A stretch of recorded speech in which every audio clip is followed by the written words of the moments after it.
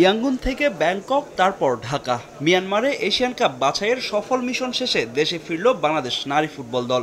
দীর্ঘ ভ্রমণের ক্লান্তি থাকলেও ফুটবলারদের চোখে মুখে উচ্ছ্বাসের ছাপ। দেশের নারী ফুটবল জাগরণের ইতিহাসের অংশ হয়ে থাকবে এই দলটি।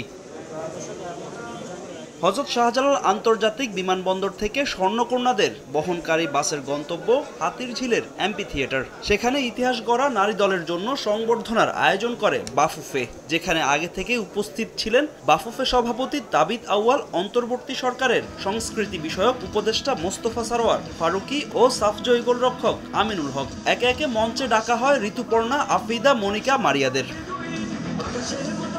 তাদের ফুল দিয়ে বরণ করে নেন বাফুফের কার্যনির্বাহী সদস্যরা। এরপর হয় বর্ণিল আলোকসজ্জা। নারী ফুটবলারদের সংবর্ধনা আয়োজনে কোনো কার্পণ্য করেনি বাফুফে। সমর্থকদের ভালোবাসায় অনুপ্রাণিত ফুটবলাররাও বাংলাদেশের ফুটবলকে নিয়ে যেতে চান বিশ্ব মঞ্চে।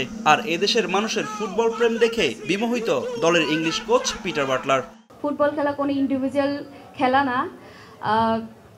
আমরা জানি, আমরা বাংলাদেশের মেয়েরা জানি কিভাবে কঠিন পরিস্থিতি ফাইট করতে হয়। আমরা শুধু এশিয়া না, আমরা বিশ্ব মঞ্চে বাংলাদেশকে নিয়ে যেতে চাই। খুবই ভালো লাগতেছে, এই মোমেন্টটা কখনো ভোলার মতো না। সকলে আমাদের জন্য দোয়া করবেন, আমরা যেন আরো ভালো কিছু করতে পারি। এমন পরিস্থিতিতে আমি কথা বলতে অভ্যস্ত নই। আমি বিশেষভাবে ধন্যবাদ দিতে চাই বাফুফুকে এমন একটি আয়োজন করার জন্য, এবং অবশ্যই সমর্থকদের। এটি আমার ক্যারিয়ারে অনেক বড় পাওয়া। মিয়ানমারের নারী দলের খেলায় মুগ্ধ সংস্কৃতি বিষয়ক উপদেষ্টা মোস্তফা সারোয়ার ফারুকী। আর অস্ট্রেলিয়ায় আয়োজিত হতে যাওয়া নারী এশিয়ান কাপই এখন মূল লক্ষ্য বাফুফের। আমি লাস্ট খেলাটা দেখার সময় যে খেলাটা দেখেছি মায়ানমারের, আমি দেখেছি এর আগেও আমি ওদের খেলা দেখেছি। আর এখনকার খেলার মধ্যে পার্থক্য হচ্ছে ওদের পায়ে যখন বল থাকে না, ওরা পজিশনটা তখন কিভাবে নিচ্ছে। This is amazing. I mean, you guys are amazing, just keep rocking. আমাদের একটাই এখন কমিটমেন্ট, একটাই স্লোগান, একটাই এখন tagline, which is mission Australia. সেখানে আমরা যাচ্ছি।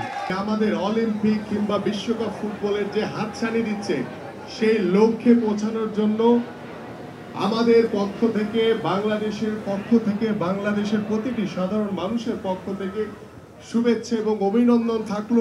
জাঁকজমকভাবে সংবর্ধনা অনুষ্ঠান আয়োজন করলেও নারী ফুটবলারদের জন্য আর্থিক কোনো পুরস্কার ঘোষণা করেনি ফুটবল ফেডারেশন। ফাহিম ইসলাম, সময় সংবাদ, ঢাকা।